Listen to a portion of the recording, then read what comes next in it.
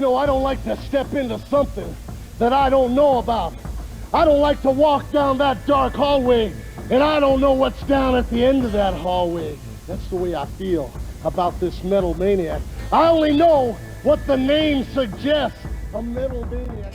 The final 48 hours of Hercules should have been just another quiet weekend at home. Instead, it all went wrong. A giant of a man, a father of 7, a 3-time tag team champion who once stared down Hulk Hogan himself, went to sleep on a Friday night in Tampa and never woke up. March 6, 2004, age 47, found unresponsive by his wife Debbie that Saturday morning. The official cause was arteriosclerotic heart disease, a fancy way of saying his arteries had hardened and his heart finally gave out. But this was not just one bad night. This was decades of damage catching up all at once. So what really broke his body, and why did it happen so often in that era? Before we go deeper into that question, do me a favor. If this story hits you the way it should, use the hype feature and give hype to the video. It helps the story get seen, and stories like this need to be told. Let's start with that final morning. March 6, 2004, Tampa, Florida. The sun comes up like any other Saturday. The house is quiet. Debbie Fernandez wakes up and realizes something is wrong. She reaches over and touches her husband's arm. Cold, unresponsive, no movement, no breath. She calls for help, but it is already too late. The paramedics arrive. They try, but there is nothing they can do. He has been gone for hours. The medical examiner later confirms it. Arteriosclerotic heart disease. The arteries that fed blood to his heart had been hardening for years, narrowing, choking off oxygen. At some point in the early morning hours, his heart reached its limit and stopped. They call it a peaceful death, and maybe it was. He died in his sleep, in his own bed, surrounded by the life he built after retiring from wrestling in 1999, but peaceful does not mean fair.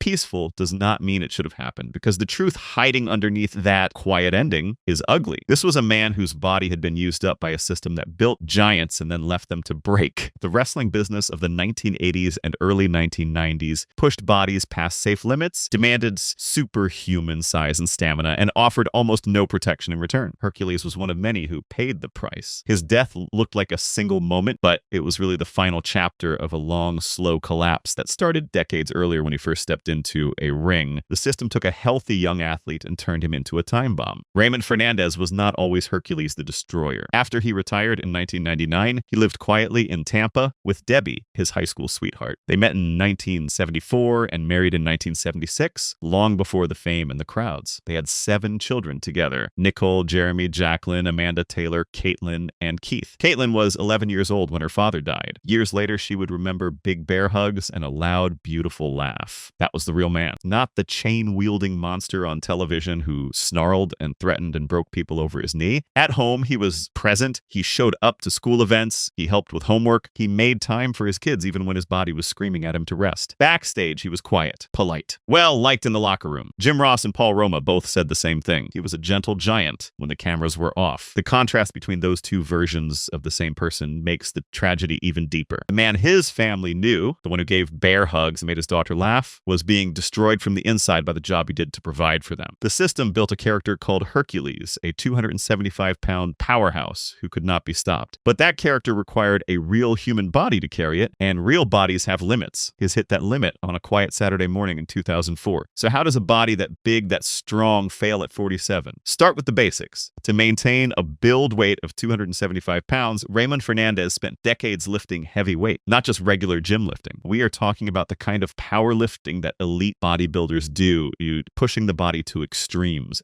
Every time you lift something heavy, your blood pressure spikes. Your heart has to work harder. Your arteries take damage. Do that for years and years without a break, and the walls of your arteries start to harden. That is arteriosclerosis. The arteries narrow. Blood flow gets restricted, and the heart, which is just a muscle, starts to struggle. The damage does not happen all at once. It builds slowly, silently over thousands of workouts and hundreds of matches. Each rep adds a little stress. Each show adds a little wear. The body tries to repair itself, but it never gets enough time. The inflammation never goes down. The micro tears in the arterial walls never fully heal. Scar tissue builds up, plaque forms. The pipes get narrower and narrower until one day they just cannot deliver enough blood anymore. Now add the travel schedule. Professional wrestlers in that era did not have an off season. They worked almost every night of the year. That means constant sleep deprivation. Your body never gets time to recover. Sleep deprivation raises cortisol, a stress hormone that damages your cardiovascular system him even more. And here is something most people do not know. Wrestlers as big as Hercules often suffered from sleep apnea. That is when your airway collapses while you sleep and your blood oxygen drops. Jim Ross, the legendary commentator, said many larger performers from that generation had undiagnosed sleep apnea. Every time your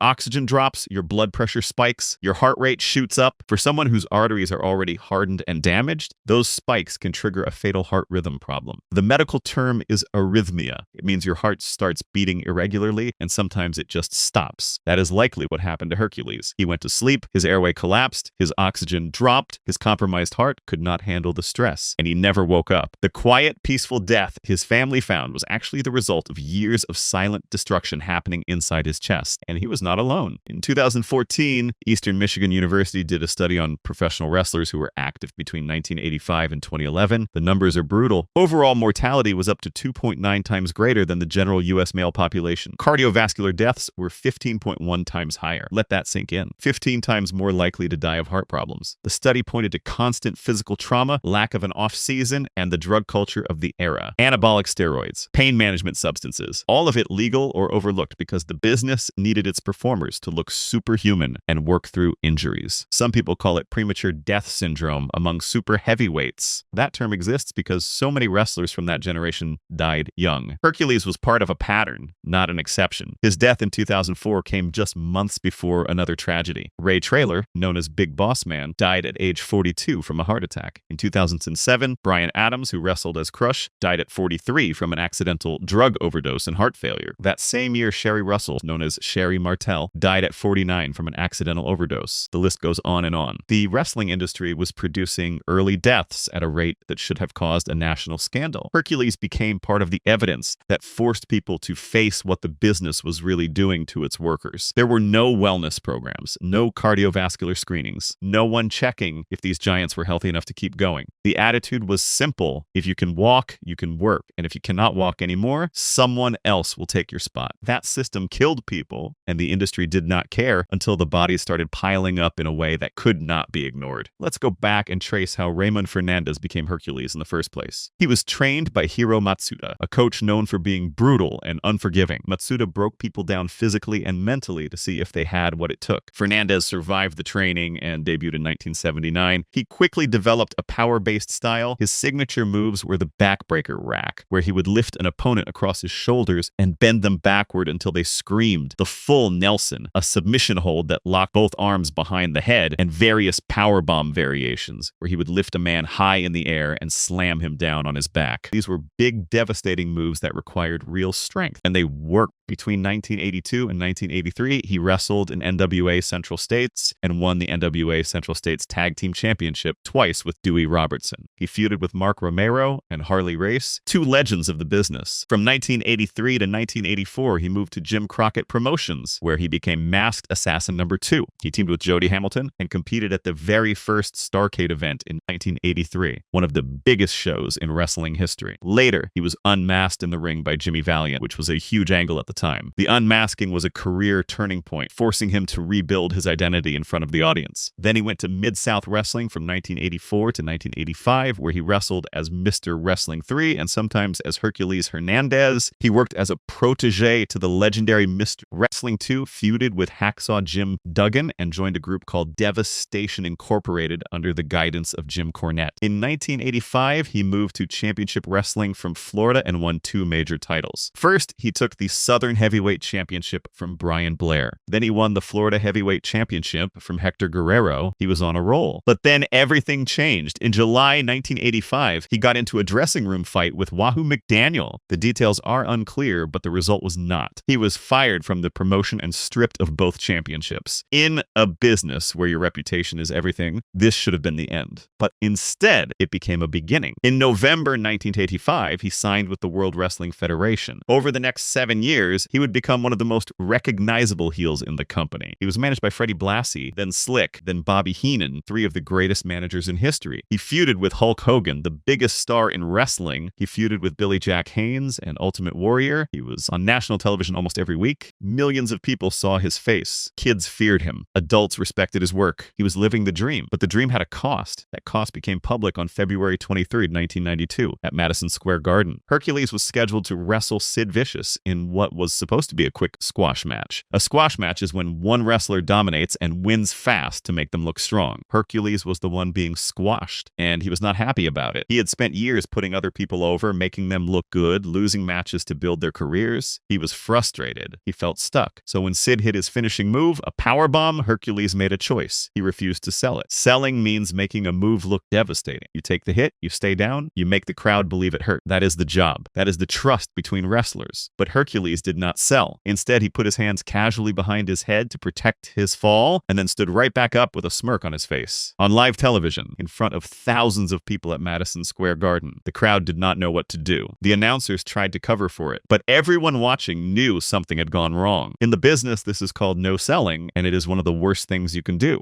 It breaks the shared illusion. It exposes the fact that wrestling is staged. It disrespects your opponent and the audience. And in a business built on trust and obedience, it is unforgivable. Hercules was effectively done with the WWF after that night. He had broken the code, and the company could not let it slide. But here's the thing. He was not wrong to be frustrated. The system demanded absolute loyalty, but offered no security in return. You worked hurt. You worked sick. You worked through injuries that should have sidelined you for months. And if you complained, there were 100 other guys waiting to take your spot. Hercules rebelled on live TV because he had nothing left to lose. And even after that disaster, he kept working. He went to World Championship Wrestling and wrestled as the Masked Super Invader. Then from 1993 to 1994, he went to New Japan Pro Wrestling, where he formed a tag team called Jurassic Powers with Scott Norton. They won the prestigious IWGP Tag Team Championship, one of the most respected titles in the world. He proved he still had value. He proved he could still go, but his body was already breaking down. Now let's bring it back to those final 48 hours. Thursday, March 4 through Saturday morning, March 6, 2004, Raymond Fernandez is at home in Tampa, the same city where his father moved the family after his mother died of cancer when Raymond was only 6 years old. 5 years have passed since he retired from wrestling. He is 47 years old. He is surrounded by his wife and children. The house is quiet. There are no crowds, no cameras, no ring. Just a man trying to be a father and a husband. Thursday passes, Friday passes, normal days, family meals, conversations, maybe laughter around the dinner table, the kids doing homework, Debbie making plans for the weekend. Everything feels routine, ordinary, safe. Nothing hints at what is coming. There is no warning, no chest pain, no shortness of breath, nothing that would make anyone think to call a doctor. The killer inside his chest is invisible. On the evening of Friday, March 5, he goes to sleep. Maybe he kisses his wife goodnight. Maybe he checks on the kids one last time. We do not know those details. What we do know is that sometime in the early morning hours of Saturday, March 6, his heart reaches its limit. The arteries are too narrow. The blood flow is too weak. The strain is too much. His heart stops beating. There is no pain, no cry for help, just silence. The house stays quiet. The family sleeps, and a giant slips away without a sound. When Debbie wakes up that morning and finds him, the giant is gone. The man who once lifted 275 pounds like it was nothing. The man who stared down Hulk Hogan. The man who gave bear hugs and made his daughter laugh. Gone at 47. His death forced people to face something the industry had been ignoring for years. On Thursday, March 11, 2004, a visitation was held at Christ the King Catholic Church in Tampa, where friends, family, and fans came to pay their respects. The next day, Friday, March 12, Raymond Fernandez was buried with full military honors at the Florida National Cemetery in Bushnell, Florida. He was a 3-year veteran of the United States Air Force, something most fans never knew about him. The military honors were a reminder that before he was Hercules, before he was a character, he was a man who served his country. After his burial, the wrestling industry started facing more scrutiny. His death was added to a growing list of names. The numbers became impossible to ignore. Journalists started asking questions. Families started demanding answers. And slowly, very slowly, the business began to change. Modern wrestling companies now have wellness programs, cardiovascular screenings, stricter drug testing policies. None of it brings back the men who died before those changes were made, but it means the next generation